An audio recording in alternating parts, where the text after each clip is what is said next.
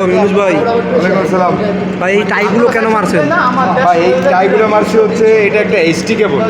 তো এইচটি কেবলে আমরা যে গ্রাউন্ডিংগুলো করি, গ্রাউন্ডিং মানে এখান থেকে একটা শিল বের করি, মানে এই তিনটা থেকে একটা কমন করে তিনটা থেকে তিনটা শিল নেব। এই তিনটা থেকে শিল নিয়ে এখান থেকে আলাদা একটা এরকম গ্রাউন্ডিং বের করবো। আচ্ছা, কারণ এইচটি মানে এইচটি লাইনে আমাদের ইলেভেন কেবিতে কিছু লিকেজ ভোল্টেজ পাস হয়। এই লিকেজ ভোল্টেজগুলো যাতে সরাসরি মাটিতে চলে যায়, কোনো ধরনের হিট না হয়, যাতে দুর্ঘটনা না ঘটে, এই কারণে আমরা একটা আর্থিং শিল বের করি।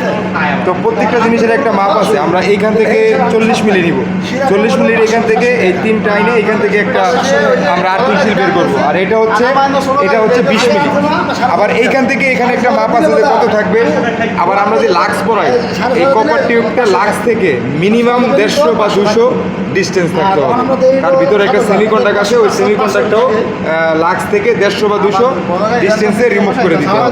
মূলত এইরকম কিছু কিছু মাপ আছে, সেই মাপগুলো অ্যাকুরেট দিয়ে এই এসটি কেবলগুলো হিটসিং টিউব করানো হয়। আর এই জন্য যারা আপনারা টেকনিশিয়ান ভাইরা আছেন, এই কাজগুলো করার আগে ভালোভাবে জেনে বা প্রত্যেকটা হিটসিং টিউবের বক্সের সাথে ড্রয়িং থাকে, ড্রয়িং দেখে সুন্দরভাবে বুঝে শুনে কাজ করবেন। ধন্যবাদ।